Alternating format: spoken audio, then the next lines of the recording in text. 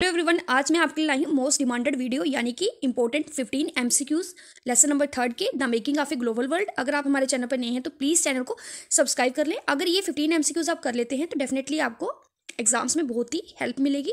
Question number first हमारा कि rinderpest जो कि एक बीमारी का नाम है, ठीक है, उसने कहाँ के लोग थे जिनकी जिंदगी और पैसे में बड़ा ज़्यादा बुरा प्रभाव डाला, यानी कि उनकी जो लोकल इकोनॉमी थी और उनकी जो लाइवलीहुड थी उस पर बैडली इफेक्ट किया। कहाँ के?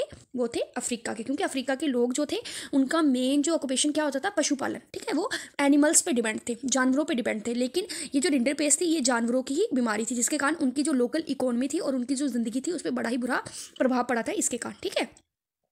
उसके बाद सेकेंड वर्ल्ड वार के टाइम में कौन सी एक्सिस पावर थी जो कि बहुत ही पावरफुल थी? उन एक्सिस पावर में कौन कौन सी कंट्री शामिल थी जिन्होंने एक ग्रुप बनाया हुआ था? वो थी जर्मनी, इटली और जापान, ठीक है। ये उस टाइम में पावरफुल क्या थी?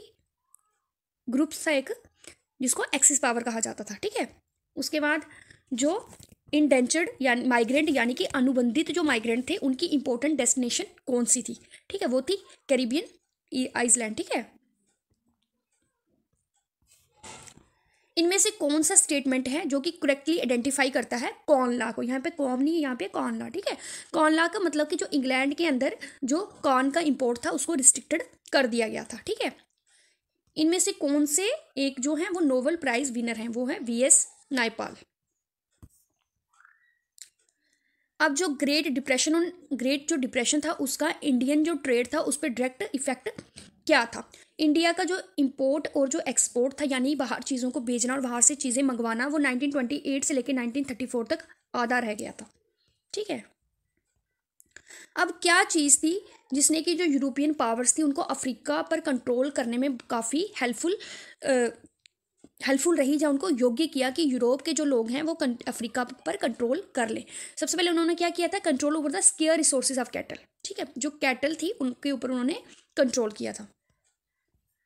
18th सेंचुरी तक कौन सी टू कंट्रीज थी जिनको काफ़ी रिच माना जाता था? वो थी इंडिया और चाइना। अमेरिका की खोज किसने की थी? क्रिस्टोफर कोलंबस ने की थी अमेरिका की खोज, ठीक है। जो यूरोपियन थे, ठीक है, जो यूरोपियन थे, क्या चीज़ थी जिस चीज़ की वजह से वो अफ्रीका की तरफ काफ़ी ज़्यादा अट्रैक्ट हुए थे? अफ्रीका के जो लैंड रिसोर्सेज थे और जो मिनरल वेल्थ थी उसके कारण जो यूरोपियन थे वो अफ्रीका की तरफ काफ़ी अट्रैक्ट हुए थे, ठीक है। अब जो पेरिशेबल गुड्स थी उनको काफ़ी लॉन्ग डिस्टेंस में लेके जाना कैसे पॉसिबल हुआ? ठीक है, क्या चीज़ थी ट्रांसपोर्ट की में जिसकी वजह से जो पेरिशेबल गुड्स थी उनको हम काफ़ी लंबे समय के लिए काफ़ी लॉन्ग डिस्टेंस पे लेके जा सकते थे? वो थे रेफ्रिजरेटेड शिप्स, यानी कि अब जैसे जो नॉन वेज वगैरह था, जैसे जो मीट था, उनको एक जगह से दूसरी जगह ट्रांसपोर्ट किया जाता था। पहले वो ख़राब हो जाता था लेकिन बाद में जैसे ही रेफ्रिजरेटेड शिप चले तो वो ख़राब नहीं होता था, उनको काफ़ी लंबे समय तक काफ़ी दूर दूर जगह पर उनको ट्रांसपोर्ट किया जाता था, ठीक है। वर्ल्ड बैंक कब सेटअप हुआ? क्यों सेटअप हुआ? To finance post war construction, ताकि पोस्ट वार कंस्ट्रक्शन में वो फाइनेंशियली हेल्प कर सके, ठीक है। मोस्ट इंडियन जो इंडेंचर्ड वर्कर्स थे वो कहाँ से आए थे? वो थे ईस्टर्न उत्तर प्रदेश। अब अनुबंधित जो वर्कर्स होते, श्रमिक होते, उनका मतलब क्या होता है? मतलब यानी कि मान लो कि अगर मुझे अपने खेत पे काम करवाना है तो मैं उनको बिना किसी मजदूरी दिए हुए उनसे अपने खेत पर काम करवाऊंगी, तो उसको कहते हैं अनुबंधित वर्कर्स यानी कि श्रमिक। फर्स्ट वर्ल्ड वार मेनली कहाँ पर लड़ी गई थी? यूरोप में, ठीक है।